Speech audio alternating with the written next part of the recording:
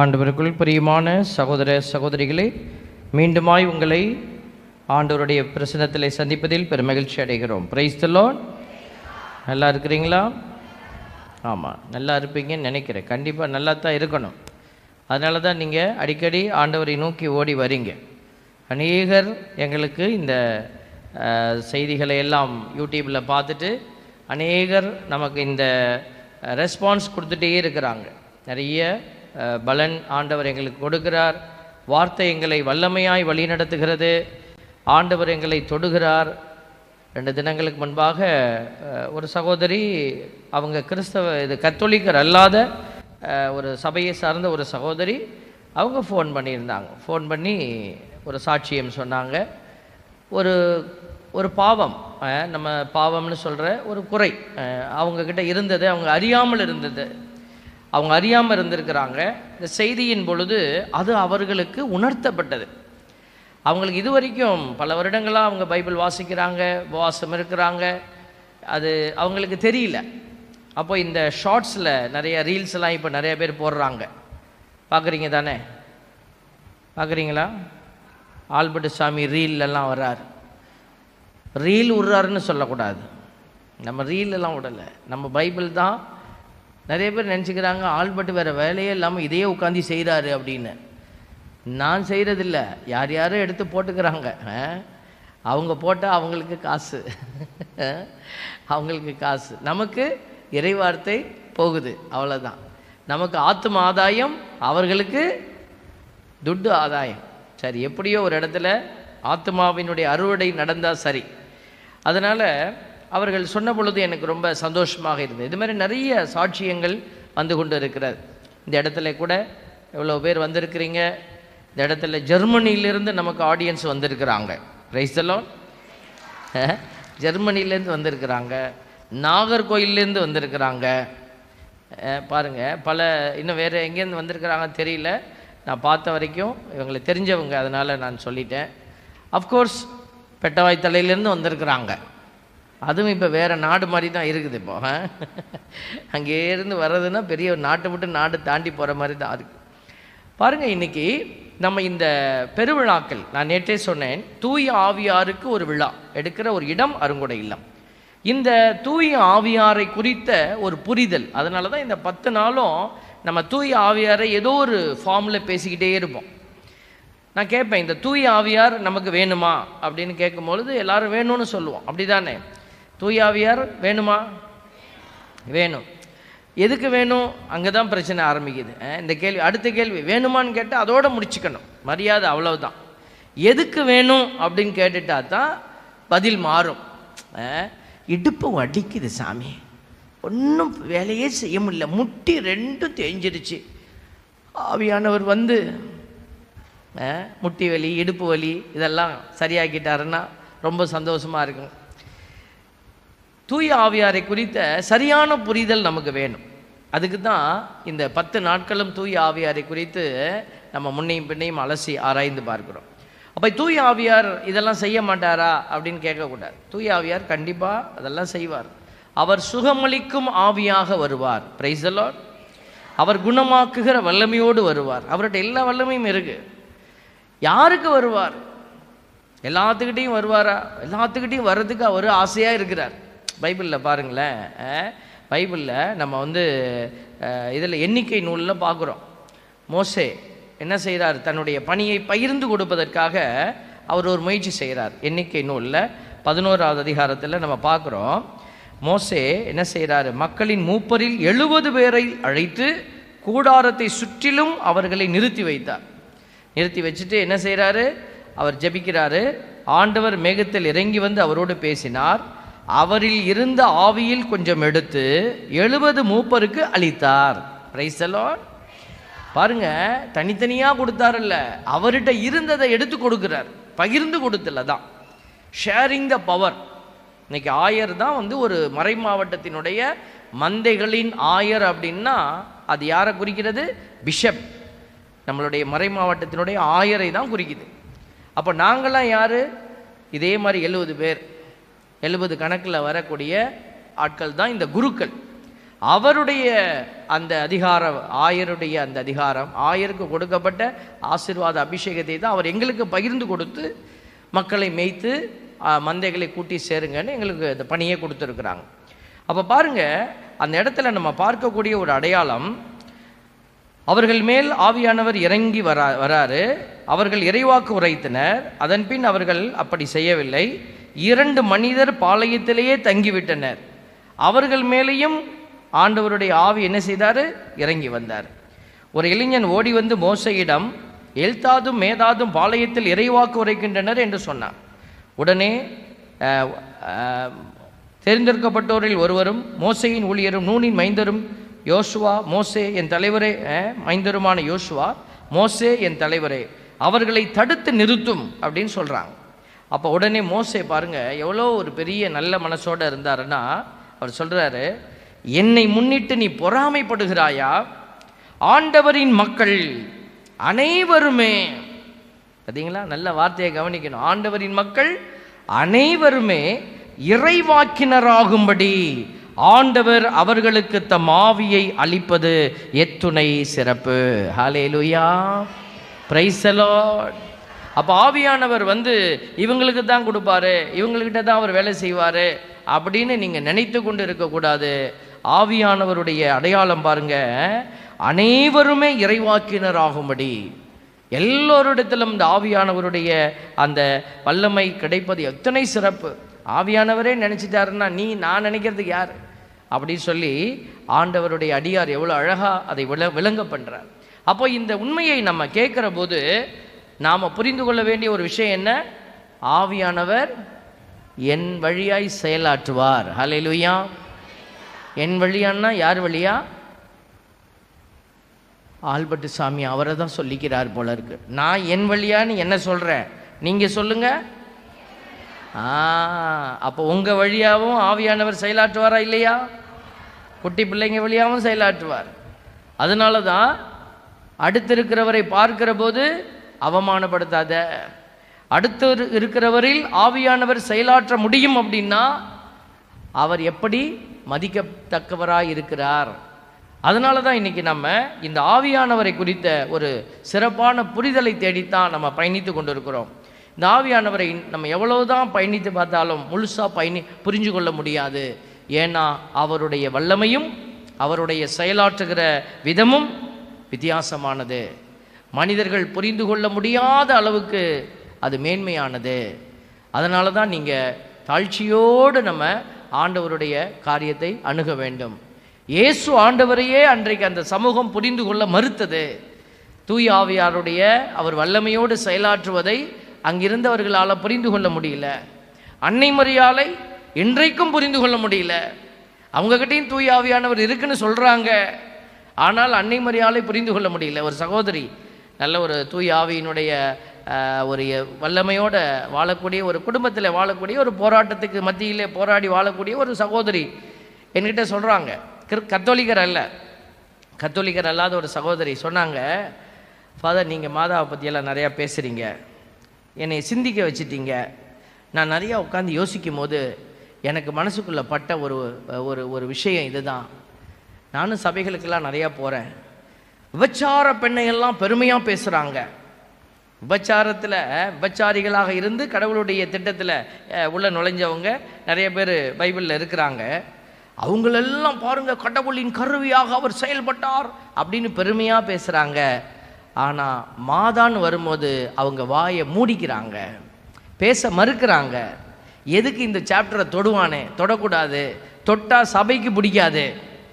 மாதாவை பற்றி சில இடங்களில் அந்த சபைகளில் பேசினா அந்த சபையாருக்கு பிடிக்காது, அதனால் மரியாதை பற்றி பேசாத அப்படி சொல்லி அவங்க என்ன செய்கிறாங்க, தவறாக பேசலை, ஆனால் பேசாதபடி அவங்க தங்களை மூடிக்கொள்கிறார்கள் அப்படி சொன்னாங்க. உண்மை இதுதான். இன்னைக்கு நிறைய நேரம் ஆவியானவர் நம்மை அழைத்து செல்லுகிற விதமாக செல்ல மறுக்கிற ஒரு நிலையை நம்ம பார்க்கிறோம். அதனால தான் இன்றைக்கு வாசிக்கப்பட்ட நற்செய்தியில் வரக்கூடிய ஒரு முதன்மையான அந்த இறைவார்த்தையை லூக்கா 4:18 இதைத்தான் இன்றைக்கி சிந்தனை கருப்பொருளாக நம்ம கண்முன் வைத்து நம்ம சிந்திக்கிறோம். சிந்தனையினுடைய ஒரு முக்கியமான பகுதியாக நம்ம எடுத்துக்கொண்டிருக்கிற அந்த வார்த்தை லூக்கா நற்செய்தி 4:18. ஆண்டவருடைய ஆவி என்மேல் உள்ளது, ஏனெனில் அவர் எனக்கு அருள் பொழிவு செய்துள்ளார். இந்த வார்த்தைகளை மட்டும் நீங்கள் மனசில் வைக்கணும். நாளைக்கு நாங்கள் கூப்பிட்டு நேற்று என்னம்மா பேசினேன் அப்படின்னு கேட்கும்போது நீங்கள் என்ன செய்யணும், சொல்லணும், நல்லா சொன்னீங்க பாதர், அப்படியே சிரிப்பாக வந்துச்சு. ஒரு நாள் சீரியஸாக பிரசங்கம் வச்சுட்டு வரேன், அன்றைக்கி ஜோக்கே வரல. ஒரு அம்மா வெளியில் வந்தோன்னு உங்களை பார்க்கும்போது சிரிப்பாக வருது சாமியா. நம்மளை பார்த்தாலே சிரிப்பாக வந்தால் என்ன சொல்ல முடியும் இல்லையா? அதனால் தயவு செய்து ஆவியானவர் இன்னைக்கு என்ன நம்மக்கிட்ட சொல்கிறாருங்கிறத நீங்கள் என்ன செய்யணும், உள்ளத்துக்குள்ளே சிந்தித்து பயணிக்கணும். எல்லாருக்குமே இங்கே ஒரு திட்டம் இருக்கிறது. இங்கிருந்து பேசப்படுகிற கருத்து ஒன்று தான். நான் யோசித்ததை நான் இங்கே பேசுகிறேன், எனக்கு கிடைச்சதை நான் இங்கே உங்ககிட்ட சொல்கிறேன். ஆனால் ஆண்டவர் அதை எடுத்து செல்கிற விதம் வெவ்வேறாக இருக்க போகிறது. ஹல்லேலூயா. ஆவியானவரோ ஒருத்தர் தான், அவர் கொடுக்கிற கொடைகளோ பல வகையாக இருக்கிறது. அதனால தான் சொல்கிறோம், இங்கே இருக்கிற எல்லாருக்குமே இந்த வார்த்தை வித்தியாசமாய் வெளிப்பட போகிறதுனால நீங்கள் கூர்ந்து கவனிக்கணும். ஆவியானவர் இதயத்தில் என்ன பேசுகிறாருங்கிறத நீங்கள் மனம் திறந்து வச்சு கேட்கணும். ஆண்டவருடைய வார்த்தை இதைத்தான் நமக்கு சொல்லி கொண்டு இருக்கிறது. லூக்கா நற்செய்தியில் நம்ம தொடர்ந்து நம்ம அந்த 4:16 அந்த வார்த்தைகள் வருகிறது.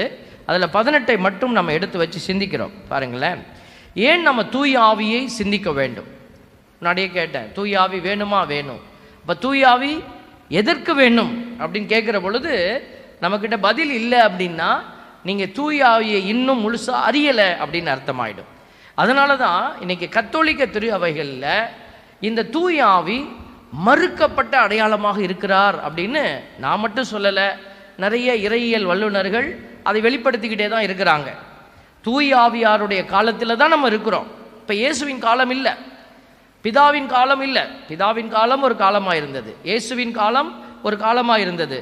நான் போனாதான் அந்த தூயாவி வருவார்னு சொல்லிட்டு போனாரே, அவர் போய் தன் சீடர்களுக்கு தூயாவியை கொடுத்தார். அப்படின்னா இப்பொழுது நடந்து கொண்டு இருக்கிற காலம் இந்த தூய ஆவியாரின் காலமாக இருக்கிறது. தூய ஆவியாரின் காலத்தில் நாம் ஒரு 60 70 நம்ம கடந்து போகிற வருஷம். இத்தனை வருஷத்துக்குள்ளே நீங்கள் அந்த தூய ஆவியாரை யாருன்னு தெரிந்து கொள்ள வேண்டும்.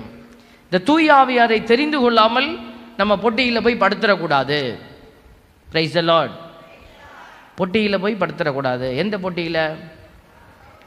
சவ பொட்டியில் போய் படுத்துடக்கூடாது. அதுக்கப்புறம் யோசிக்க முடியாது.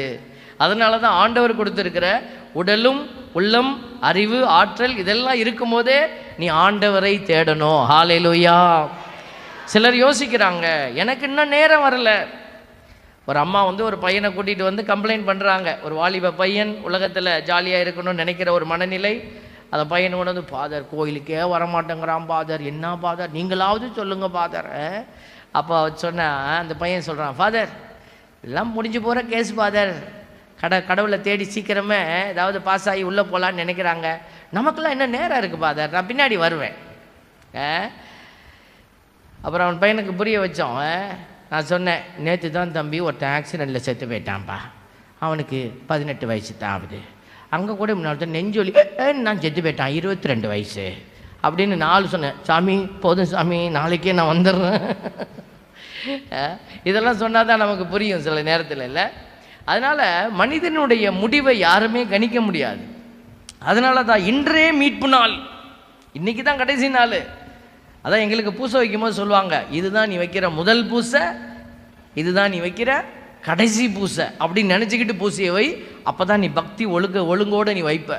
எங்களுக்கு கொடுக்குற பாடத்தை தான் நான் உங்களுக்கு சொல்லி கொடுக்குறோம். பிரைஸ் எல்லாம். ஏன்னா நீங்களும் குரு தானே, குரு தானே. என்ன குரு? வெறும் குருவா? சத்து குருவா? நிறைய நேரம் நம்ம எல்லாம் செத்த குருவாக தான் இருக்கிறோம். இல்லை, ஆண்டவர் எல்லாத்துக்கும் ஒரே குருத்துவ அபிஷேகத்தை தான் கொடுத்துருக்கிறார்.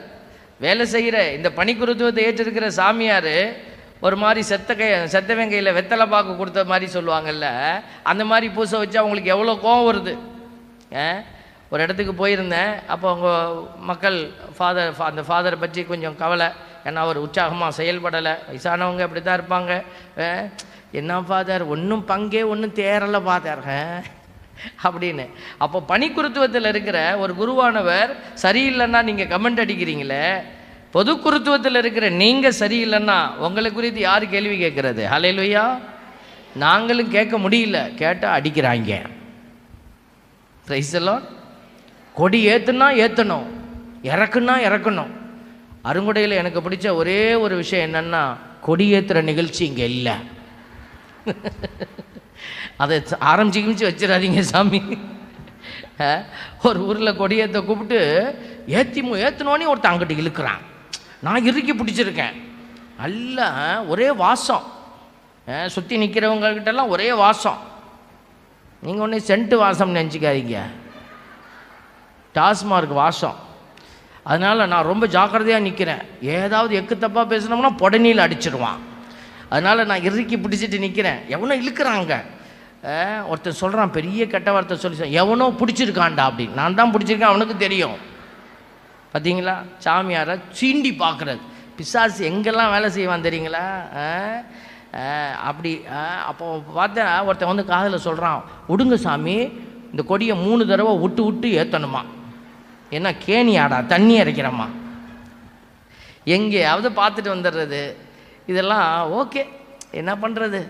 மாற்றி சொன்னோம்னா நாங்கள் மாட்டிப்போம், அடி விழுவோம். பாருங்கள், ரொம்ப கஷ்டம். ஒரு பங்கு சாமியாருடைய பணி. நிறைய விஷயங்கள் நடக்குது. ஒரு ஃபாதரு ஒரு யூடியூப்பில் பார்த்துருப்பீங்கள்ல, அவர் கோவத்தில் ஒரு ஆரஞ்சு பழத்தை அப்படி தூக்கி போட்டார். உடனே எப்படி போடலாம் அப்படி சொன்ன கருத்தை விட்டுருவாங்க. அவர் எதுக்கு போட்டார்? சும்மா கோவத்தில் போட்டார். கோவத்தில் தான் போட்டார். எதுக்கு கோவப்பட்டார்? என்ன பார்க்கணும்ல? அது ஒரு பாடம் தானே நமக்கு. அதை படம் பிடிச்சி அசிங்கப்படுத்திருக்கிறியா, அதை யாராவது பேசுகிறாங்களா? பாருங்களேன், ஒரு பணிக்குருத்துவத்தில் இருக்கிற குருவை அவமானப்படுத்துறதுக்கு பிசாசு எல்லா பக்கமும் கேமரா வச்சுக்கிட்டு அலையுது. Price the Lord. தம்பிகளா, உங்களை சொல்லப்பா, அவங்க பார்க்குறாங்க, நம்மளை தான் சொல்கிறாரோ. தேவ பிள்ளைகளை, இன்னைக்கு நம்ம தூய ஆவியை குறித்து சிந்திக்க மறுக்கிற மனநிலையில் வந்துட்டோம். அதான் நான் சொல்ல வரேன். எல்லாம் இருக்குது, ஆடம்பரம் இருக்குது, வெளி அடையாளம் இருக்குது, சாப்பாடு இருக்குது, எல்லாமே இருக்குது திருவிழாக்களில். ஆனால் அங்கே என்ன இல்லை? தூய ஆவியானவருடைய எழுப்புதல் அங்கே இல்லை. தூய ஆவியானவருடைய எழுப்புதல், அதுதான் இன்னைக்கு பிரச்சனை. கத்தோலிக்க திரு அவையில் ஒரு பிரச்சனைன்னு நம்ம பேசுனா இது ஒரு முக்கியமான பிரச்சனை. தூய ஆவியாரை குறித்த புரிதலும் இல்லை, அங்கே ஒரு எழுப்புதலும் இல்லை. அதனால தான் இன்னைக்கு குருக்கள் எல்லாம் சுதாரிச்சுக்கிட்டாங்க. நிறைய பங்கு தளத்தில் இந்த மாதிரி திருவிழா சமயத்தில் 3 நாள் இறைவார்த்தை பகிர்வு, நற்செய்தி பகிர்வுன்னு சொல்லி அவங்க என்ன செய்கிறாங்க, இப்படி அருங்குடை அருங்குடைனா இந்த மாதிரி ஜெபிக்கிற மக்களை ஜெபிக்க தூண்டுகிற ஆவியானுடைய அபிஷேகத்துக்காக ஜெபிக்கிற நிறைய காரியத்தை உள்ளே இன்சர்ட் பண்ண ஆரம்பிச்சிட்டாங்க. நல்ல விஷயம், கைத்தட்டி கடவுளுக்கு நன்றி செலுத்தும். நிறைய குருக்கள் செய்கிறாங்க. எங்களால் போக முடியல, நிறைய குருக்கள் அதில் ஓடிக்கிட்டே இருக்கிறாங்க. அவங்களால செய்ய முடியலன்னாலும் மற்றவர்களை அழைத்து அவங்க என்ன செய்கிறாங்க, பெங்களூர்லேருந்து ஒரு 2 பேர் வந்து எனக்கு போன ஒரு 10-15 டேஸுக்கு முன்னாடி எங்கள் ரூமில் உட்காந்துக்கிட்டாங்க. வரேன்னு சொன்னாங்க. எதுக்கோ வராங்க, பேச வராங்க, ஏதோ கவுன்சிலிங் வராங்கன்னு நினச்சேன். எங்கள் ஊருக்கு 3 நாள் இன்றைக்கி ப்ரேயருக்கு டைம் கொடுத்தே ஆகணும்னு சொல்லி வீட்டில் வந்து காலையிலேயே உட்காந்துக்கிட்டாங்க. பெங்களூர்லேருந்து வந்திருக்காங்க. பாருங்கள், அவ்வளவு தூரம் இன்றைக்கு வாஞ்சையோடு செயலாற்றுகிற பிள்ளைகள் இன்றைக்கி பெருகி கொண்டு இருக்கிறாங்க. ஏன்னா இந்த தூய ஆவியை குறித்த தேடலும் புரிதலும் அவசியம் என்பதை ஆவியானவர் அநேகருடைய இதயங்களில் உணர்த்தி கொண்டே இருக்கிறார். உங்களுடைய இதயத்தில் உணர்த்தினதுனால தான் நீங்கள் வீட்டில் நாகினி, நந்தினி, மோகினியை விட்டுட்டு இங்கே வந்து உட்கார்ந்துருக்கிறீங்க. Price the Lord. தேவ பிள்ளைகளை, இன்னைக்கு நிறைய பேருக்கு இந்த புரிதல் இல்லாதபடி இருக்கிறதுனால அதுக்காக நம்ம என்ன செய்யணும்? ஜெபிக்கணும். முதல்ல நம்ம ஜெபிச்சுட்டு தான் நீங்கள் கூப்பிடணும். நீங்கள் கையை எப்படி வச்சுக்கிட்டு வரியா இல்லையான்னு கூப்பிட்டீங்கன்னா பிசாசு விடமாட்டான். ஆண்டவர்கிட்ட கையை உயர்த்திட்டிங்கன்னா ஆண்டவர் உங்களுக்கு எப்படியாவது ஆட்களை உங்கள் பக்கமாக செயல்பட வைப்பார். அதனால் இந்த ஆவியானவரை குறித்து சிந்திக்க வேண்டும். 2 கொரிந்தியர் 3:14 சொல்லுது பாருங்க, அவர்களின் உள்ளம் மழுங்கி போயிற்று. அவர்களின் உள்ளம் மழுங்கி போயிற்று. இன்று வரை அந்த பழைய உடன்படிக்கை நூல்களை அவர்கள் வாசிக்கும் பொழுது அதே முக்காடு இன்னும் அகற்றப்படாமல் இருக்கிறது. கிறிஸ்துவின் வழியாய்த்தான் அது அகற்றப்படும். நிறைய பேர் அந்த ஒரு எங்கள் ஊரில் நாங்கள் இப்படி தான் செய்வோம், நாங்கள் இப்படி தான் செய்வோம் அப்படின்னு சொல்லி அவங்க ஒரு விதமான வெற்று அடையாளத்தை பிடிச்சு கொண்டே இருக்கிறது. அதை தாண்டி வரணும். அதுக்காக தான் இந்த வார்த்தைகள். இன்று வரை 15 சொல்லுது, இன்று வரை மோசையின் திருச்சட்டம் வாசிக்கப்படும் போதெல்லாம் அவர்களின் உள்ளத்தை ஒரு திரை மூடி இருக்கிறது. ஆனால் ஆண்டவர் வாழ் திரும்பினால் அந்த திரை அகற்றப்படும். பார்த்தீங்களா? ஆண்டவர் வாழ் திரும்பினால் அந்த திரை அகற்றப்படும். அடுத்த வரி ரொம்ப முக்கியம். இங்கே ஆண்டவர் என்பது தூய ஆவியாரை குறிக்கிறது. ஆண்டவரின் ஆவியார் இருக்கும் இடத்தில் விடுதலை உண்டு. ஹல்லேலூயா.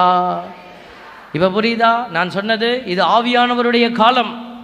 ஆண்டவர் ஆண்டவர் என்று சீடர்கள் சொன்ன பொழுது இயேசு ஆண்டவரே அது குறித்தது. இப்போ நம்ம ஆண்டவர் என்று சொல்லுகிற பொழுது நாம் உணர்த்து சொல்ல விரும்புகிற அந்த பெயர் தூய ஆவியாரை குறிக்கிற ஒரு பெயர். அதனால தூய ஆவியார் இருக்கும் இடத்துல தான் விடுதலை உண்டு என்பதை மறந்துவிடக்கூடாது. Praise the lord. ஹல்லேலூயா. எங்கள் விடுதலையை பெற்றுவிடக்கூடாதே அப்படின்னு பிசாசு வேலை செய்வான். பாருங்க, இறைவார்த்தையே தூய் ஆவியார் அப்படின்னு பைபிள் சொல்லுது. இறைவார்த்தை தான் தூய் ஆவியார். அதுக்கு தான் பைபிள் வாசிங்க பைபிள் வாசிங்கன்னு நம்ம சொல்கிறோம். பைபிள் பாருங்க, திருத்தூதர் பணி 7, 49, 50, 51 3 இறைவசனங்கள் வாசிக்கிறோம். விண்ணகம் என் அரியணை, மண்ணகம் என் கால்மனை. அவ்வாறு இருக்க எத்தகைய கோயிலை நீங்கள் எனக்காக கட்டவிருக்கிறீர்கள்? எத்தகைய இடத்தில் நான் ஓய்வெடுப்பேன்? இவை அனைத்தையும் என் கைகளே உண்டாக்கின என்கிறார் ஆண்டவர். அதெல்லாம் சொல்லிட்டு சொல்றாரு பாருங்க அடுத்த வசனம். இதெல்லாம் சொல்லிட்டு பாருங்க, அவருடைய மகிமையை வெளிப்படுத்திட்டு, திமிர் பிடித்தவர்களே, நம்ம திமிர் பிடித்தவர்களே, இறை வார்த்தையை கேட்க மறுக்கும் செவியும். இந்த திமிர் பிடித்ததுன்னா என்ன அடையாளங்கிறது புரிஞ்சுக்கணும்ல. திமிர் பிடித்தவர்களே, இறை வார்த்தையை கேட்க மறுக்கும் செவியும், ஏற்க மறுக்கும் உள்ளமும் கொண்டவர்களே, உங்களுடைய மூதாதையரை போல நீங்களும் தூய ஆவியாரை எப்போதும் எதிர்க்கிறீர்கள். அல்லேலூயா. Price the Lord. இந்த இறை வார்த்தைக்கு ஏதாவது ஒரு வழிவகை, ஏதாவது ஒரு விதத்தில் இறைவார்த்தை பகிரப்படக்கூடியது தடை செய்யப்படுகிறது அப்படின்னா அது தூய ஆவியாருக்கு எதிரான ஒரு தடையாகவே இருக்கிறது என்பதை மறந்துவிடக்கூடாது. அதனால தான் வெறும் திருப்பலியில் நம்ம போயிட்டு பூசையை பார்த்துட்டு நம்ம வந்துட்டோம் அப்படி அந்த நிலை மட்டும் போதாது. திருப்பலி என்பது ரொம்ப முக்கியம். ஆனால் அந்த திருப்பலியினுடைய அந்த நிறைவை நம்ம என்ன செய்யணும்? நம்மளுடைய மற்ற காரியத்தில் எடுத்து காட்ட வேண்டும். அதுதான் தூய ஆவியாருடைய செயல்பாட்டின் அடையாளம். அதனால தான் பாருங்கள், நம்ம இன்னைக்கு இந்த முதல் அந்த வரிகளை நம்ம பார்க்குறோம். முதல் வரிகள் நமக்கு ஆண்டவருடைய ஆவி என்மேல் உள்ளது. லூக்கா 4:18 மறந்துடக்கூடாது. இந்த பேஸில் தான் இதெல்லாம் நான் பேசிக்கிட்டு போயிட்டே இருக்கிறேன். பாருங்க, ஆண்டவருடைய ஆவி என்மேல் உள்ளது, ஏனெனில் அவர் எனக்கு அருள் பொழிவு செய்துள்ளார். பார்த்தீங்களா? அப்போ தூய ஆவியானவர் எப்போ ஒருத்தர்கிட்ட வராரு? அருள் பொழிவின் பொழுது அந்த தூய ஆவியுடைய வருகை நடக்கிறது. Price the Lord. ஆண்டவருக்கு தூய ஆவியார் அவரா வந்துடல. ஆண்டவருடைய வார்த்தையை இயேசுசாமி சொல்றார், எசேயாவினுடைய அந்த சுருளேட்டிலிருந்து இந்த வார்த்தை இன்றைக்கு உண்மையானது, இந்த வார்த்தை இன்னைக்கு நிறைவுக்கு வந்ததுன்னு சொல்றாருன்னா இந்த வார்த்தையில் இருக்கிற உண்மை என்ன? ஆண்டவருடைய ஆவி என் மேல உள்ளது. அது எப்படி வந்தது? கடவுள் எனக்கு அருள் பொழிவு செய்தார். ஹல்லேலூயா. அதனால தான் பிள்ளைகளே, இன்னைக்கு இந்த செய்தி ஏன் உங்களுக்கு அருளப்படுகிறது? நம்ம எல்லோருமே அதே அருள் பொழிவை கடவுளிடமிருந்து பெற்றிருக்கிறோம். Price the Lord. அதைத்தான் நாங்கள் திருமுழுக்கு என்று உங்களுக்கு சொல்லிக்கொண்டே இருக்கிறோம். திருமுழுக்கில் உங்களுக்கு கொடுக்கப்பட்ட அபிஷேகம் என்ன? இந்த அருள் பொழிவு உங்களுக்கு கொடுக்கப்பட்டது. இந்த அருள் பொழிவை நீங்கள் நினைக்கணும். இந்த அருள் பொழிவு உங்களுக்கு கிடைச்சிருக்குன்னு முதல்ல நம்பணும். இந்த அருள் பொழிவு உங்களுக்கு என்ன செய்தது? ஆண்டவரின் ஆவியாரை உங்களுக்கு தந்திருக்கிறது. நீ இல்லைன்னு நீங்கள் நினச்சிங்கன்னா இல்லாமலே போயிடும். அவர் இல்லாமல் போக மாட்டார். ஏன்னா கொடுக்கப்பட்டது தான். உங்ககிட்ட இருந்து யாரும் இப்போ திருமணம் உதாரணத்துக்கு அருட்சாதனங்கள் எல்லாமே ஆவியானவருடைய கொடையாக வருகிறது. அருட்சாதனம் ஒன்ஸ் நீங்கள் ஒரு திருமணத்தை பிரேக் பண்ணிட்டீங்கன்னு வச்சுக்கோங்களேன், வாழலைன்னா அந்த திருமணம் பிரேக் ஆகிடுமா? இல்லை.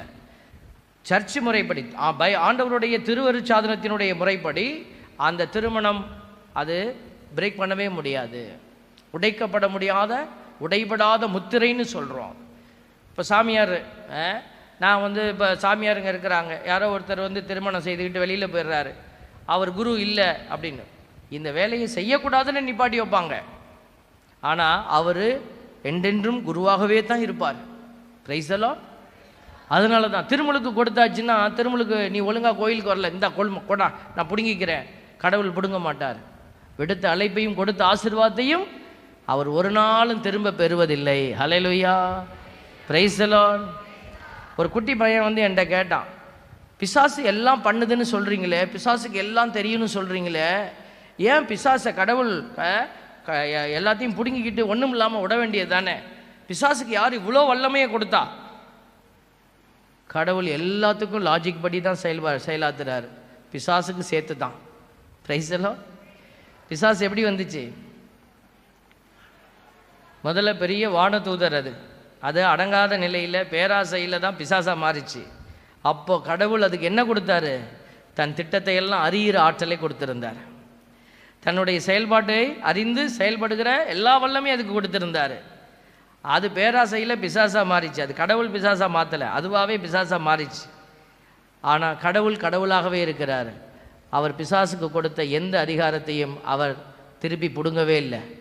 அதனால தான் அது இன்றைக்கும் அதெல்லாம் பயன்படுத்தி தீமை செய்து கொண்டே இருக்கிறது.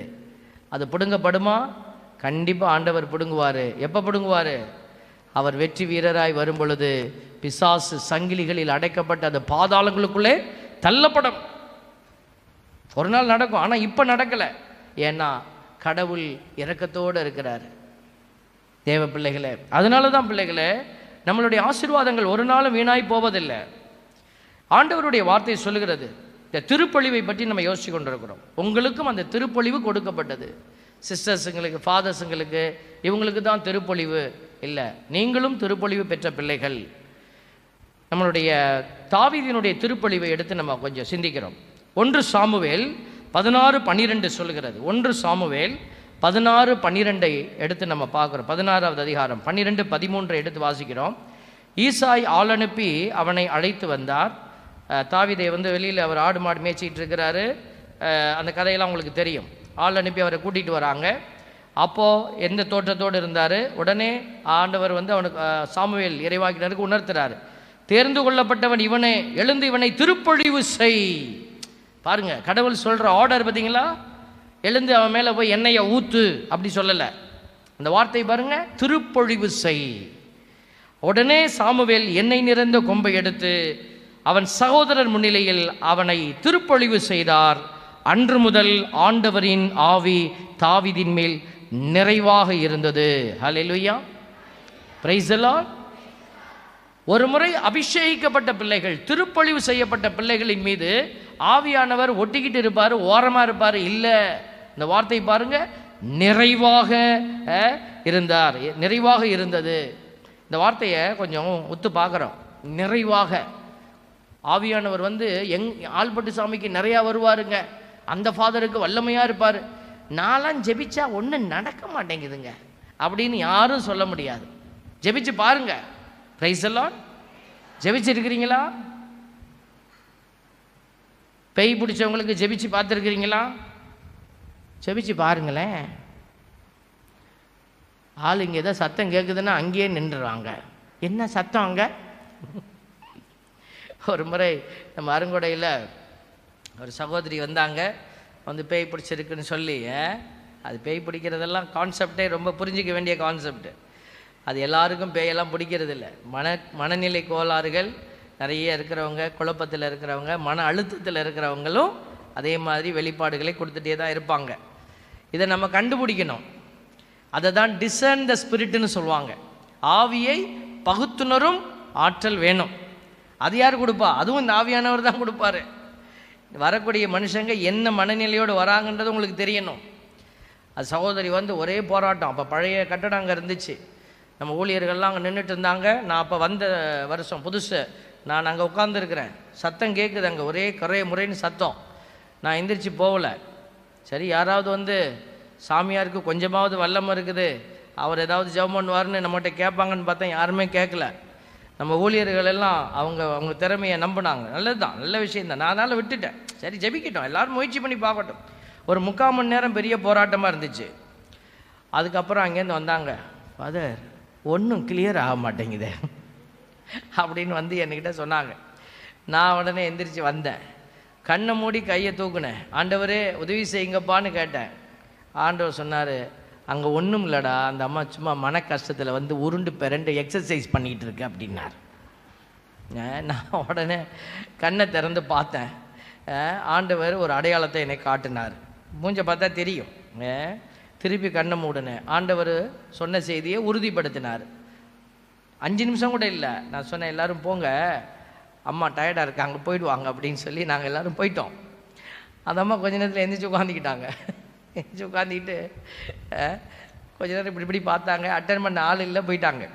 பாருங்கள், எதுக்கு இதை சொல்கிறேன்னா, அவங்களுக்கு அந்த பேய் கிடையாது, அது ஒரு மன அழுத்தத்தினுடைய வெளிப்பாடு. இதை நம்ம புரிஞ்சுக்கணும்ல. அப்போது நமக்கு அந்த வல்லமை இருக்கிறது, அதாவது அதை ஆற்றலோடு நம்ம கையாளுகிற பொழுது அந்த நபர்களை குணமாக்குகிற வல்லமை உங்களுக்கும் உண்டு. நோயாளிகளை சுகமாக்குகிற வல்லமை உங்களுக்கு உண்டு. என்ன மந்திரவாதியாக மட்டும் மாறிடாதீங்க. ஒரு தடவை நீங்கள் ஜெபிச்சிங்கன்னா உங்கள் கை சுகப்படுத்தப்படும். உங்களால் ஜெபிச்சா அந்த நபர் சுகமாக்கப்படுவாங்க. உடனே என்ன செஞ்சிடக்கூடாது, பைபிளை தூக்கிக்கிட்டு ஆண்டவருடைய வல்லமையில் சொல்கிறேன், நீ நாசமாக போவாய். அவன் நாசமாக போக மாட்டான், நம்ம தான் நாசமாக போவோம். வேஷம் போடக்கூடாது.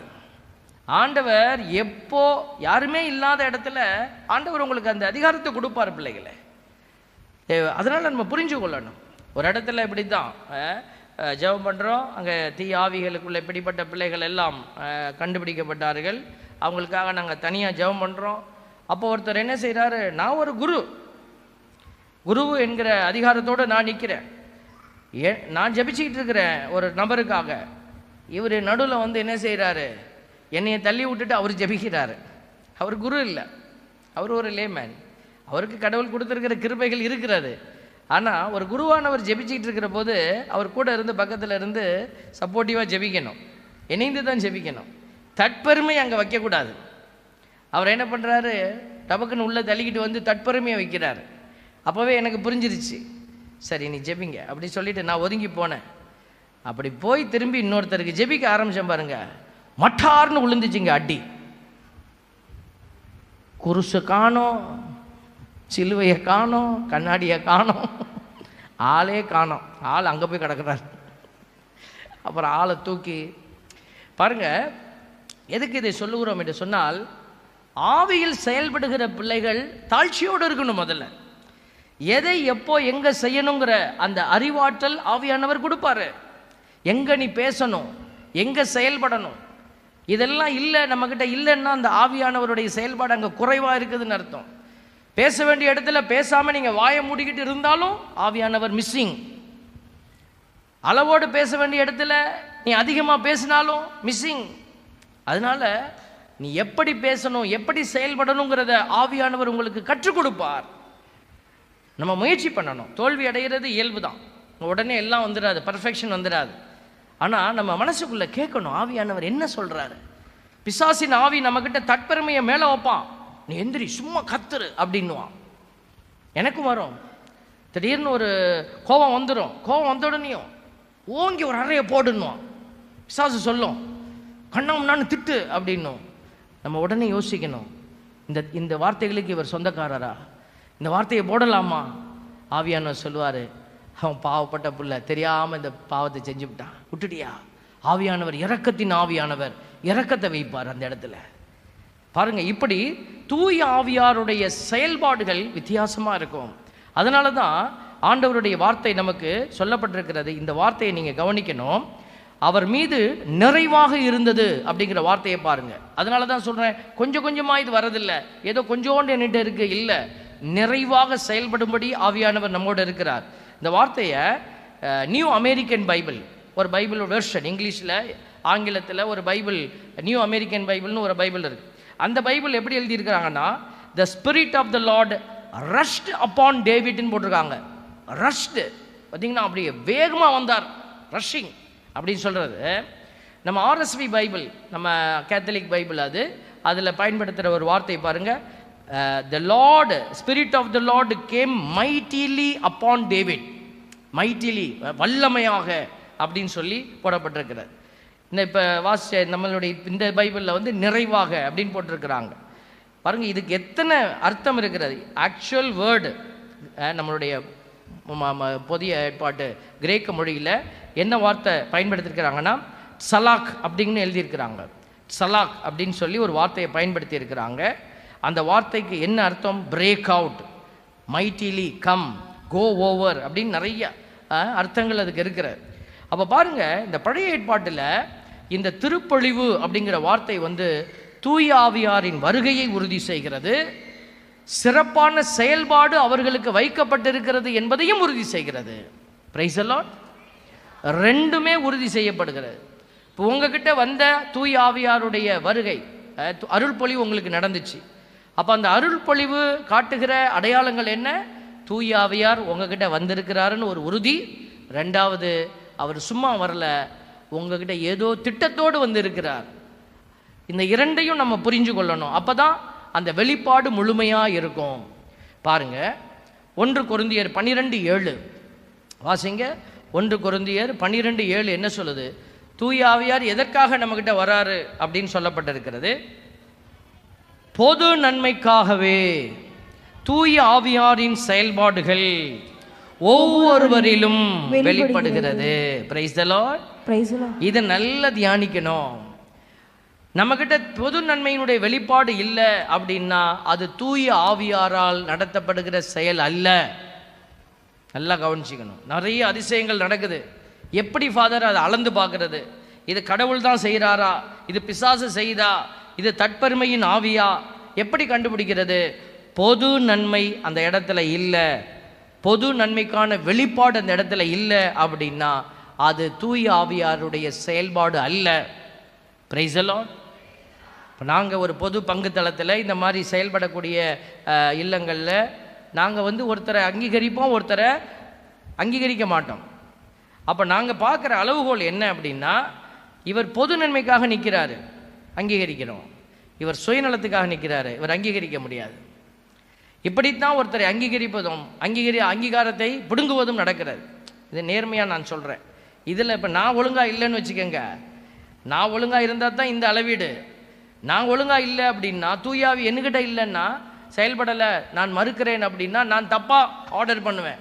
எனக்கு யார் உதவி செய்கிற, என் காலை யார் நக்கிறா, லிக்கிங் த ஷூஸ்ன்னு சொல்லுவாங்க, அவங்களுக்கு நம்ம முன்னுரிமை கொடுப்போம். அதிகாரத்தில் இப்படி இருக்கக்கூடியவர்கள் அப்படி செய்கிற பொழுது அந்த இடமே வேதனைப்படுகிறது. அந்த இடம் ஆன்மீக தலங்களாக இருந்தாலும் கூட, அரசியல் தலங்களாக இருந்தாலும் கூட, அங்கே ஆவியானவர் செயல்பட முடியல. காரணம் என்னென்னா, இது தனி மனிதனுடைய ஒரு செயல்பாடு அங்கே வெளிப்படுகிறது. அருள் பொழிவு என்பது கடவுள் தம் முத்திரையை பதிக்கிற ஒரு நிகழ்வு. பைபிள் சொல்லுது பாருங்க. 2 கொரிந்தியர் 1:21-22 வாசிங்க. 2 கொரிந்தியர் 1:21-22. கடவுளே எங்களை உங்களோடு சேர்த்துள்ளார்.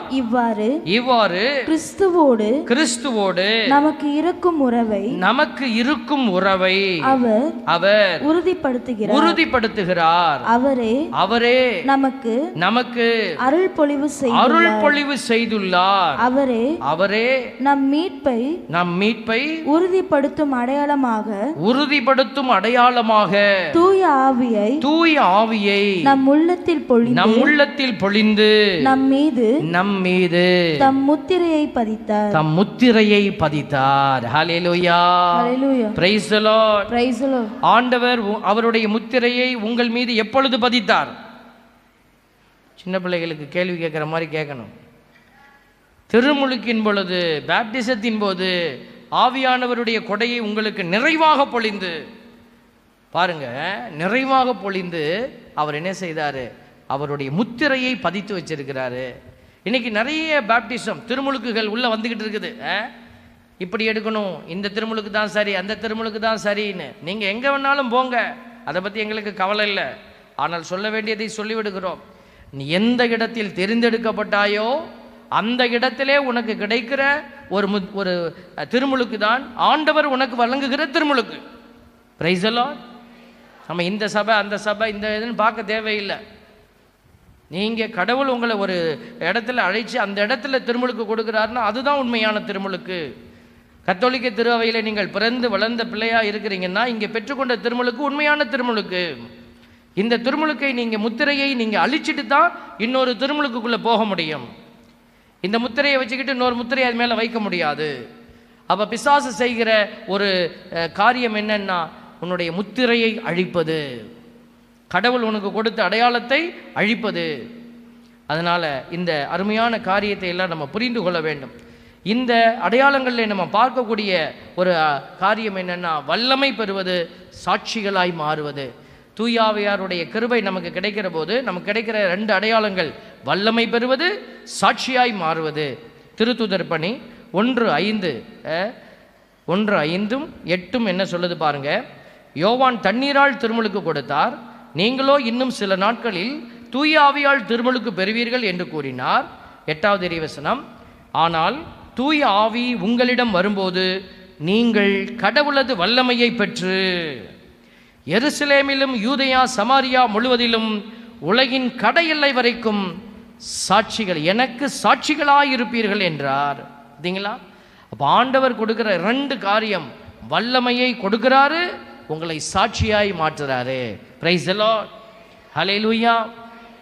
ஆண்டவருக்காக ஓடிக்கொண்டிருக்கிற பிள்ளைகள், ஆண்டவருக்கு நான் ஏதாவது சான்று பகர வேண்டும், ஏதாவது பலன் கொடுக்க வேண்டும் அப்படின்னு நினைக்கிற பிள்ளைகள் சிந்திக்க வேண்டிய ஒரு அடிப்படையான காரியம், நீங்கள் எப்படி சான்று பகிர்ந்து கொண்டு இருக்கிறீங்க? கடவுள் கொடுத்த எந்த வல்லமையை நீங்கள் பயன்படுத்துகிறீங்க? ஒரு குருவானவர், எனக்கு தெரிந்தவர், அவர் சொன்னார், நான் சில பேர் மீது கைகளை வைக்கிறேன், அவர்கள் கீழே தொப்பு தொப்புன்னு விழுந்துடுறாங்க, இது ஏன் நடக்குதுன்னு எனக்கு தெரியல அப்படின்னு சொல்லி கேட்டார். நான் சொன்னேன், கடவுள் உங்களுக்கு கிஃப்ட் ஆஃப் டெலிவரன்ஸ் என்கிற அபிஷேகத்தை கொடுத்துருக்கிறார். குணமாக்குகிற, விடுவிக்கிற வல்லமை உங்ககிட்ட இருக்குது. அதை நீங்கள் என்ன செய்யணும்? பயன்படுத்தணும். இந்த வல்லமையை பயன்படுத்தணும் அப்படின்னு நான் சொன்னேன். அவர் சொன்னார், ஐயோ நாமெல்லாம் சாதாரணமான ஆளுப்பா, ஒரு குருத்துவ அபிஷேகத்தை உணர முடியாத நிலை, நம்மளாம் சாதாரணமான ஆள், அதெல்லாம் இப்போல்லாம் செய்யக்கூடாது. பலவீனம் இருக்கலாம், அந்த பலவீனத்தை நம்ம என்ன செய்யணும்? ஆண்டவருடைய பலத்தால் நம்ம இணைக்கணும். பலவீனம் இல்லாத மனிதர்கள் இருக்க முடியாது. அந்த பலவீனத்தை கடவுளுடைய பலத்தோடு இணைத்து நீ செயல்பட வேண்டும். இன்னைக்கு இங்கே இருக்கிறவங்க யோசித்து பாருங்க, நீங்களும் திருப்பொழிவு செய்யப்பட்ட பிள்ளைகள், ஆண்டவருடைய ஆவி என்மேல் உள்ளது, அவரே நமக்கு திருப்பொழிவு செய்துள்ளார் அப்படின்னா அவர் வெறுமையாய் திருப்பொழிவு செய்திருப்பாரா? வெறுமையாய் திருப்பொழிவு செய்யாத அந்த ஆண்டவர் கொடுத்த உண்மையான திருப்பொழிவை பெற்றுக்கொண்ட நீங்கள் எப்படி கடவுளுக்கு சான்று பகிர்ந்து அவரை மாட்சிப்படுத்துறீங்க? நீங்கள் யோசிக்கணும். இந்த வார்த்தைக்கு, இந்த கேள்விக்கு நீங்கள் பதில் சொல்லித்தான் ஆகணும். Price the Lord. நான் சாமி எனக்கு ஜெபம் பண்ணுங்க, சாமி எனக்கு ஜெபம் பண்ணுங்க, எனக்கு ஒரு மாதிரி, அதெல்லாம் ஓரமாக இருக்கட்டும். நீங்கள் மற்றவங்களுக்கு என்ன கொடுக்குறீங்க? உங்களுக்கு பெற்றுக்கொண்ட வல்லமை எது உன்னிடமிருந்து வெளியே போகிறது? இதை நீங்கள் கண்டுபிடிச்சே ஆகணும். பாருங்கள், இது எதுக்கு அப்படின்னா திருச்சபையினுடைய வளர்ச்சிக்கு. திருத்துதர் பணி 9:31 சொல்லுகிறது, யூதேயா கலிலேயா சமாரியா ஆகிய பகுதிகளிலெல்லாம் திருச்சபை வளர்ச்சியுற்று ஆண்டவருக்கு அஞ்சி நடந்து அமைதியில் திளைத்து தூய ஆவியாரின் துணையால் பெருகி வந்தது. Price the Lord. இந்த அருங்கொடைக்கு நான் ஒரு 10 வருஷமாக வரேங்க அப்படின்னு சொல்கிறவங்க எத்தனை பேர் இருப்பீங்க? கை தூக்கி காட்டுங்களேன்.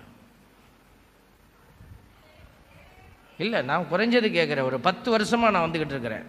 கை அசைச்சு காட்டுங்க. அப்பா, நிறைய கரங்கள் ஓய்ந்திருக்கு.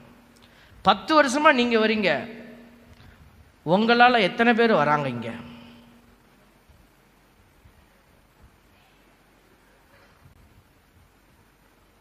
இல்லை சாமி, வர சொல்லிட்டு தான் வந்தேன், வந்திருக்கிறாரான்னு தெரியல. உங்கள் வீட்டுக்காரர் முதல்ல வந்திருக்கிறாரா? கணவன் மனைவி வந்திருக்கிறாங்களா? மனைவி கணவன் இருப்பாங்க, மனைவி வந்திருக்கிறாங்களா? பிள்ளைங்க வந்திருக்கிறாங்களா? வீட்டை சரி செய்ய முடியாத ஒரு நபர் சபை கண்காணிப்பாளராக எப்படி இருக்க முடியும்? Price the lord, hallelujah.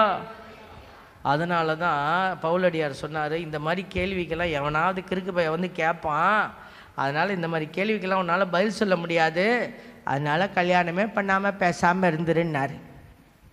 Price the Lord. கல்யாணம் பண்ணால் தானே இந்த பிரச்சனையெல்லாம். கல்யாணமே பண்ணாமல் பேசாமல் இருந்துட்டான்னா அவனுக்கு பிரச்சனை இல்லை, தேவைப்பில்லை. அதுக்காக திருமணம் பண்ணாதீங்கன்னு நான் சொல்லலை. தயவுசெய்து நீங்கள் அப்படி எடுத்துக்கிட்டு எல்லோரும் இந்த பக்கம் சைடு அடிச்சிடாதீங்க. நாளைக்கு ஃபேமிலியை பற்றி பேச போகிறோம், அதில் நிறையா பேசுவோம். 1 கொரிந்தியர் 2:10 சொல்லுது பாருங்க. இந்த திருச்சபையினுடைய வளர்ச்சி தூய ஆவியாரின் துணையால் பெருகி வந்தது. பெருகணும். அப்போ உட்காந்து யோசிச்சு பாருங்க, நம்ம எத்தனை பேர்கிட்ட நம்ம ஆண்டவரை பற்றி பேசி இருக்கிறோம். வல்லமை இருக்கிறது, ஆனால் வல்லமையை எடுத்து கொடுக்குற அந்த சாட்சியம் நம்மகிட்ட இல்லை. அப்படின்னா நீ வல்லமையை முதல்ல உணரலைன்னு அர்த்தம். வல்லமையை நீங்கள் உணரலைன்னா திருப்பலிவு செய்யப்பட்ட அடையாளம் நான் அப்படிங்கிறத நீங்கள் உணரலை. இதை உணர்ந்து செயல்பட வேண்டும் என்று தான் ஆண்டவர் இன்னைக்கு உங்களோட பேசுகிறார். 1 கொரிந்தியர் 2:10 வாசிங்க. இதை கடவுள் தூய ஆவியாரின் வழியாக நமக்கு வெளிப்படுத்தினார். பாத்தீங்களா? நமக்கு தூய ஆவியாரின் வழியாக அதை வெளிப்படுத்தியுள்ளார். தூய ஆவியாரே அனைத்தையும் துருவி ஆய்கிறார். கடவுளின் ஆழ்ந்த எண்ணங்களையும் அறிகிறார். அவர் தான் உங்களோட பேசுறாரு. கடவுள் என்ன சொல்றாரு, எதை எப்படி செய்ய சொல்றாரு, எல்லாத்தையும் செய்ய சொல்றார். நான் இங்கே ஃபஸ்ட்டு வந்தப்போ ஒரு சிலர் வெளியில் நமக்கு நிறைய பேசுவாங்க இல்லையா, நமக்கு இன்புட்டு கிடைக்கும். ஒரு இடத்துக்குள்ளே போகும்போது அப்படி இருக்கணும் இப்படி இருக்கணும்னு நமக்கு சொல்லி கொடுப்பாங்க. அந்த மாதிரி சில கருத்துக்கள் எல்லாம் வந்தது மண்டைக்குள்ளே இருந்துச்சு. அப்போ ஒரு சிலரை மனசுக்குள்ளே அவங்க சொல்லியிருந்தது, முதல்ல அருங்கொடைக்குள்ளே போனோன்னையும் இந்த ஆளெல்லாம் வெளியில் விரட்டிடு, இந்த மாதிரி ஆளெல்லாம் வெளியில் விரட்டிடு, அப்போ தான் அருங்கொடை நிம்மதியாக இருக்கும், நீ நிம்மதியாக இருக்க முடியும், இல்லைன்னா இவங்கெல்லாம் தொல்லை கொடுத்துட்டே இருப்பாங்க அப்படின்னு எனக்கு ஒரு அறிவுறுத்தப்பட்டது. அது ஒரு ஃப்ரெண்ட்லி அட்வைஸ் தான். நான் ஆண்டவருக்கு முன்னாடி அந்த மனசுக்குள்ளே தான் வந்தேன். நான் ஆண்டவருக்கு முன்னாடி உட்கார்ந்தேன். செய்கிறதுக்கு முன்னாடி அவர்கிட்ட சொல்லிட்டு தானே எல்லாம் செய்யணும். ஆண்டவருக்கு முன்னாடி சொல்லும் பொழுது ஆண்டவர் சொன்னார், அவர்கள் என்ன பாவம் செஞ்சாங்கன்னு நீ அவர்களை விரட்ட போகிற. அவர்கள் இந்த இடத்துல என்னுடைய ஊழியத்தை அவருடைய பலவீனத்திற்கு மத்தியில் வந்து செஞ்சுக்கிட்டு இருக்கிறாங்க. அவர்கள் பலவீனர்கள் தான், ஆனால் நீ பலவான்னு சொல்லிக்கிட்டு இருக்கிற நீயே இம்பிட்டு தான் கொடுக்குற. எனக்கு பலவீனராக இருக்கிறவங்க நிறையா கொடுக்குறாங்க எனக்கு. அவர்களால் தான் இந்த இடம் நிலைத்து நின்று கொண்டு இருக்கிறது, மறந்துடாத அப்படின்னார். Price the Lord. உண்மை இது பிள்ளைகளே, உண்மை இது. நேற்று தங்கரத்னம் பாட்டியை பற்றி நான் பேசினேன்.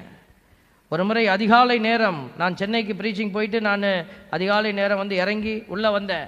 இந்த பாட்டியம்மா மேலே நின்றுக்கிட்டு இங்கே தண்ணியெல்லாம் தெளிச்சிக்கிட்டு இருந்துச்சு. என்ன தண்ணின்னு எனக்கு தெரியல. அங்கேருந்து பார்த்துட்டு வந்தேன். எனக்கு கோபம் தலையில் நின்றுச்சு. பீடத்துக்கு மேலே நின்றுட்டு இந்த பாட்டி எல்லாம் ஊற்றுதே அப்படி சொல்லிட்டு வந்த உடனே நான் அங்கேருந்து வரதுக்குள்ளாட்டியும் என் பாட்டி 2 படி நவுந்து காலை இறங்க முடியாது, அப்படி நவுந்து தான் இறங்குவாங்க. 2 படி இறங்கிட்டாங்க. 2 படி இறங்கிட்டு நான் வந்த உடனே அதுக்குள்ளே இங்கே வந்துட்டு எனக்கு கோபம் உச்சகட்டத்தில் இருந்தது. என்ன பண்ணிகிட்டு இருக்க, இறங்குதியா இல்லையா கீழே அப்படின்னு பாருங்க. இந்த பாட்டி பயந்து தொப்புக்கடின்னு கீழே குதிச்சிருச்சு. 2 படியிலேருந்து கீழே குதிச்சிருச்சு. என்ன பண்ணிட்டு இருக்கு மேல் பண்ண, நான் சகாய மாதா கோயிலுக்கு தீர்த்தம் கொண்டு வந்தேன், தீர்த்தத்தை தான் தெளித்தேன் அப்படின்னு சொல்லி நான் கோவத்தோடு போயிட்டேன். மேலே போயிட்டு எல்லாத்தையும் எடுத்து வச்சுட்டு நான் படுத்து தூங்க போகும்போது மண்டையில் ஓடுது பாருங்க. ஆண்டவர் சொன்னார், நீ சர்வீஸ் நடக்கும்போது தானே மேலே ஏறுற, அதுக்கப்புறம் இன்னைக்காவது ஏறி என்னை வந்து பார்த்துருக்குறியா? அந்த பாட்டி தான் ஒரு நாளைக்கு 10 தடவை ஏறி என்னை முத்தம் கொடுத்துக்கிட்டே இருக்குது அப்படின்னாரு. Price the Lord. எளியவர்களுக்காக ஆண்டவர் பேசுவார். Price the Lord. ஆண்டவர் எல்லாருடைய உள்ளங்களிலும் பேசக்கூடியவராக இருக்கிறார். இதை புரிஞ்சுக்கணும் பிள்ளைகளே. இதை புரிஞ்சு கொள்வது ஆவியானவருடைய ஒரு வெளிப்பாடு. பாருங்க, தூய ஆவியாருடைய செயல்பாடு திருத்தூதர் பணி 10:38 சொல்லப்பட்டிருக்கிறது. கடவுள் நாசரேத்து இயேசுவின் மேல் தூய ஆவியாரின் வல்லமையை பொழிந்தருளினார். கடவுள் அவரோடு இருந்ததால் அழகையின் கொடுமைக்கு உட்பட்டிருந்த அனைவரையும் அவர் விடுவித்து எங்கும் நன்மை செய்து கொண்டே சென்றார். இன்னைக்கு உங்ககிட்டையும் என்னகிட்டையும் இருக்கக்கூடிய ஆவி அதே கிறிஸ்துவின் ஆவி. இந்த கிறிஸ்துவின் ஆவி என்கிட்ட இருந்ததுன்னா, உங்ககிட்ட இருந்ததுன்னா, நம்ம போகிற இடமெல்லாம் நன்மை செய்வோம், ஆள் பார்த்து செய்ய மாட்டோம். அவர்கள் நன்மை செய்திருந்தாலும் தீமை செய்திருந்தாலும் உங்ககிட்ட இருந்து என்ன தான் வெளிப்படும்? நன்மை தான் வெளிப்படும். ஏன்னா அது இயேசுவின் ஆவி. உங்ககிட்ட வேற ஒரு ஆவி இருந்ததுன்னா அது முகம் பார்க்கும். இவன் நேற்று திட்டினான், இவன்கிட்ட பேசக்கூடாது, இவனுக்கு தண்ணி கிடையாது, அவன் எது கேட்டாலும் கொடுக்கக்கூடாது. இல்லை, கிறிஸ்துவின் ஆவி அவர் எங்கும் நன்மை செய்து கொண்டே போனார். தூய ஆவியானுடைய அறிவால் நம்ம நிரம்பணும்னு ஆண்டுடைய வார்த்தை சொல்லுது பிள்ளைகளே. 1 யோவான் 2:20, நீங்கள் தூயவரால் அருள் பொழிவு பெற்றிருக்கிறீர்கள், ஆகையால் நீங்கள் அறிவு பெற்றுள்ளீர்கள். பார்த்தீங்களா? 1 யோவான் 2:20 வாசிங்க. நீங்கள் தூயவரால் அருள் பொழிவு பெற்றிருக்கிறீர்கள், ஆகையால் நீங்கள் அறிவு பெற்றுள்ளீர்கள். இப்போ நமக்கு தேவை என்னன்னா, அறிவு இருக்குதா, அறிவு பெற்றிருக்கிறோமா, அறிவோடு செயல்படுகிறோமா அப்படிங்கிறது தான். அறிவு தெளிவோடு 1 பேதுரு 5:8 சொல்லுது, அறிவு தெளிவோடு வெளிப்பாயிருங்கள், அழகை யாரை விழுங்கலான்னு காத்துக்கிட்டே இருக்கிறான். 1 கொரிந்தியர் 15:34 சொல்லுது, அறிவு தெளிவுடன் இருங்கள், நேர்மையுடன் நடந்து கொள்ளுங்கள், பாவம் செய்யாதீர்கள். 1 தெசலோனிக்கர் 5:8 சொல்லுது, பகலை சார்ந்த நாம் அறிவு தெளிவோடு இருப்போம். எத்தனை இடத்துல இந்த அறிவு தெளிவு வருது பாருங்களேன். 1 தீமோத்தேயு 3:2 சொல்லுது, சபை கண்காணிப்பாளராக இருப்பவர் குறை சொல்லுக்கு ஆளாகாதவராக அறிவு தெளிவு அப்படின்னு வார்த்தை, கட்டுப்பாடு, விருந்தோம்பல் இதோட இருக்கணும். அதே போல 1 தீமோத்தேயு 3:11 சொல்லுது, அதுபோலவே பெண்களும் கண்ணியமுடையவராயும் புறங்குறாதவராயும் அறிவு தெளிவு உடையவராயும். தீத்து 2:2 சொல்லுது, வயது முதிர்ந்த ஆண்கள் அறிவு தெளிவு கண்ணியம் கட்டுப்பாடு உடையவர்களாயிருந்து. பாருங்க எத்தனை இடத்துல இந்த அறிவு தெளிவு பாருங்களேன். 1 தெசலோனிக்கர் 5:6 சொல்லுது, மற்றவர்களைப் போல நாமும் உரங்களாகாது விழிப்போடும் அறிவு தெளிவோடும் இருப்போம். அப்போ இந்த அறிவு தெளிவு, அறிவு இருந்தால் மட்டும் பத்தாது. நிறைய பேருக்கு அறிவு இருக்குது ஆனால் தெளிவு இல்லை. அறிவு தெளிவு ரெண்டு சேர்ந்து இருக்கணும் நம்மக்கிட்ட. இந்த அறிவு மட்டும் இருந்ததுன்னா அது குழப்பிடும். அறிவு தெளிவு இருந்தால் தான் யார் என்ன சொல்கிறாங்கன்னு நமக்கு புரியும். ஆகவே இந்த அருமையான நேரத்தில் நிறைய குழப்படிகள் இந்த காலகட்டத்தில் சூழ்ந்து கிடக்குது பிள்ளைகளே. அவைகளை எல்லாம் வெற்றி கொள்ளணும்னா நம்மக்கிட்ட இருக்கிற அந்த திருப்பொழிவை நீங்கள் முதல்ல உணரணும். திருப்பொழிவு செய்யப்பட்ட பிள்ளை நீ என்பதை உணர்ந்து, அந்த திருப்பொழிவு ஏன் உனக்கு கொடுக்கப்பட்டது, தூயாவியாருடைய அந்த ஆவி உன்மேல் தங்கும்படியான கிருபை. தூயாவி வராரு அப்படின்னா அங்கே வல்லமை கண்டிப்பாக இருக்கும். இந்த வல்லமையை உணரணும், தூயாவியை உணரணும். பாருங்கள், ஏமாற்று வரும். 1 யோவான் 2:18 சொல்லுது, குழந்தைகளே இதுவே இறுதி காலம், எதிர்கிறிஸ்து வருவதாக நீங்கள் கேள்விப்பட்டிருக்கிறீர்களே, இப்போது எதிர்கிறிஸ்துகள் பலர் தோன்றியுள்ளனர். ஆகவே இறுதி காலம் இதுவே என்ன அறி. பலர் எதிர்கிறிஸ்து அப்படின்னு நீ நினைக்கிறது ஒரு ஆள் இல்லை. தலையில் 666 போட்டுட்டு வரோம், கொம்பு வச்சுக்கிட்டு வரோம்லாம் கிடையாது. எதிர்கிறிஸ்து பலர் தோன்றியுள்ளனர். எதிர்கிறிஸ்து நான் இந்த அந்த கிறிஸ்து, ஆன்டி கிரைஸ்ட், கிறிஸ்துவினுடைய விழுமியத்துக்கு எதிராக பேசுகிற எல்லாருமே எதிர்கிறிஸ்துக்கள். பாருங்க, ஏமாற்றுவோர் பலர் உலகில் தோன்றியுள்ளனர். இயேசு கிறிஸ்து மனிதனாக வந்தவர் என்பதை மறுக்கிற அடையாளங்களாக இருக்கிறார்கள். 2 யோவான் 1:7 சொல்லுகிறது. எபேசியர் 4:14 சொல்லுகிறது, எனவே இனி நீங்கள் குழந்தைகளைப் போல நாம் இருக்கக்கூடாது. மனிதருடைய தந்திரங்களையும் சூழ்ச்சிகளையும் தவறுக்கு வழிநடத்தும் ஏமாற்று வழிகளையும் நம்பி அவர்களுடைய போதனைகள் என்னும் காற்றால் அடித்து செல்லப்பட்டு அங்கும் இங்கும் அலைக்கழிக்கப்படக்கூடாது. அப்போ இந்த எதிர்கிறிஸ்துவினுடைய அடையாளம் எப்படி வருது? போதனைகளாக வருகிறது, பைபிளை வைத்து கொண்டு வருகிறது, இயேசு ஆண்டவருடைய பெயராலே வருகிறது, நன்மை செய்ய போகிறோம் என்கிற நன்மைத்தனத்தின் பெயராலே வருகிறது. அதனால் நீங்களும் நானும் ஆவியானவருடைய கொடைகளை பெற்றுக்கொண்ட நாம் சும்மா இருந்தோன்னா இதெல்லாம் எந்திரிச்சு ஆடும். நாம் செயல்பட்டோம் அப்படின்னா இந்த ஆடுறதெல்லாம் கீழே உட்காரும். அதனால தான் ஆண்டவர் இன்னைக்கு அழைப்பை 2 கரம் விரித்து என்னையை மட்டும் கூப்பிடலை, உங்களையும் கூப்பிட்டுக்கிட்டே தான் இருக்கிறாரு. நீங்கள் நிறைய பேர் நம்ம என்ன செய்கிறோம், செய்திகளை கேட்டுட்டு அப்படியே முடங்கி உட்கார்ந்துக்கிறோம். எனக்கு இது விடுதலை கொடுக்குதா இந்த செய்தி, எனக்கு ஆவியானவர் கிடைச்சிட்டா போதும் இல்லை. இன்றிலிருந்து நீங்கள் ஏதாவது ஒரு ஆண்டவருடைய விடுதலையை, ஆண்டவருடைய நல்ல ஒரு காரியத்தை இயேசுவின் பெயரால் செய்யக்கூடிய பிள்ளையாய் மாறுறீங்கன்னா அப்போதான் நீங்கள் சாட்சியாக மாறுறீங்கன்னு அர்த்தம். உணர்ந்து பாருங்க, எதை எப்படி செய்யலாம் என்பதை இந்த சிறப்பான திருப்பலியில் ஆவியானவர் தாமே உங்களுக்கு வெளிப்படுத்த தொடர்ந்து ஜெபிக்கிறோம். ஆமென்.